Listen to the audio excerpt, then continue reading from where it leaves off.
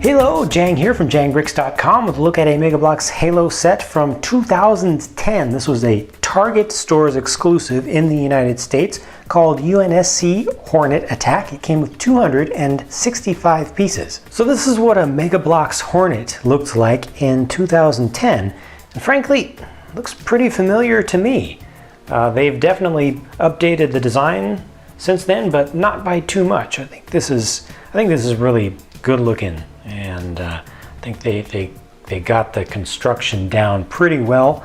The cannon set up in the front, not the greatest thing, just a little bit chunky there, but it does have the kind of simulated barrel exits there. I think it's pretty good overall, and you could change the angles of your engines like so. Did not have the ability to change the angle inside of there. That's kind of static inside of there, but overall it looks pretty good. The cockpit slides open to the rear. It was a specialized piece they came up with for this. Has just enough room for one pilot figure of any type of figure that you wanted to put in there. Did not have a sticker for a console or anything, just a kind of a slope piece in there to represent what would be your control and instruments, and display section. It's got the bar on the side, a little bit of a strut you can kind of use to hold on to have a figure on the outside as well. It's got that nice rake forward. A few stickers used on this, but not too many. You could change the angles of these as well, little flaps on the back. So those look pretty good. I think this is a pretty good looking one. And it's got that marbled color scheme for the bricks, and Target got all the red and blue specific vehicles and craft and such. And I think it looks pretty good. The Covenant platform is actually possibly even more interesting to me because this is such an iconic thing.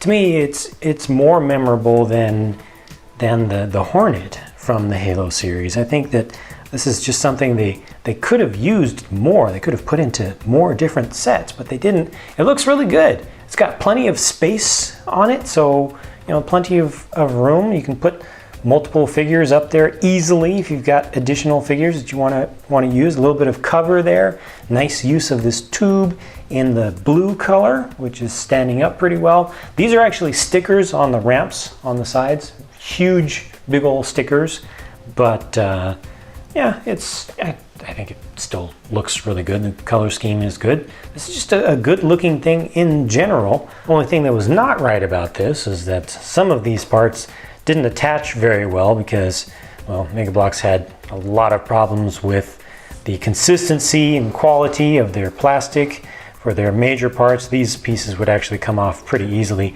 They've kind of been sitting in place for long enough right now, but there you go. That came off way too easily. Just not enough clutch power on those, and it just wants to come off entirely too easily. Speaking of which, this entire barrel section here, see how that comes off easily. That's actually after modifying the pieces. I kind of did it a little bit rough, but I went in there with an X-Acto knife and had to clear out some material because they just came out of the mold warped, and this actually would not stay on, so I had to do that in order to do the review at all. Otherwise it just would have been like this, because pushing it on, it just pushed itself right back off like a spring. Not something that a normal consumer would want to have to deal with, and it's just unfortunate that they had some quality issues back then. Getting better now, but back then frustrations were common. The figures in this set were nice. You got the red Hayabusa Spartan, who was exclusive to this set, so highly desirable by collectors, and you can only get that color in this set. You got the red UNSC Pilot, almost looks like an ODST, but a different helmet. Good one to collect as well.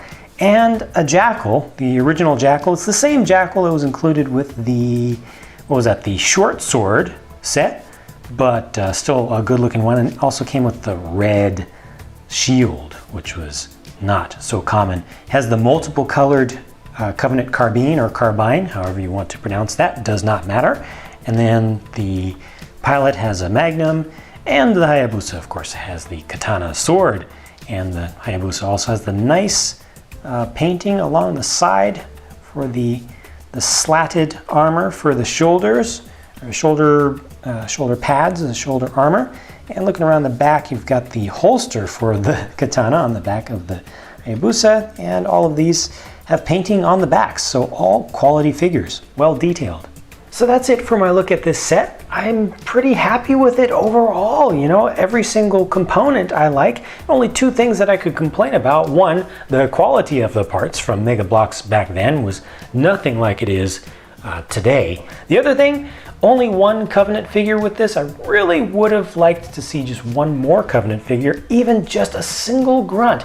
I'm not a fan of Grunt figures as fillers. I don't see them as being equal to regular or any other type of unit really, other than maybe flood infection forms. However, the whole thing here of having just one Jackal up on the platform, it's just too imbalanced. You can use your Hornet and just mow the thing down, or well, not mow it down, just completely destroy it instantly.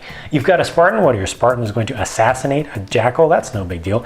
I think if you had just one more figure here, even if it was just a Grunt, since Grunts and Jackals both are very common in these towers when you would encounter them in game scenarios, then you've got multiple units to be able to take down, and it's more of a slaughter. It's more of a major wiping out, it feels like to me, rather than just having one single dude. But otherwise, I like the platform. I like the Hornet. They made better Hornets later, but still this one, for its day, and even to this day now, I think is still a pretty good design. So those are my thoughts, but please feel free, as always, to share your thoughts in the comment section down below. Obviously, this set is no longer available in stores, but there are still some new old stock boxes out there, and you can sometimes find them showing up on eBay and stuff. But you know, if you're still interested in picking this up because you're a collector and just never got it, or if you ever had this set, definitely would be good to hear what you think. So thanks for watching. Please leave a comment.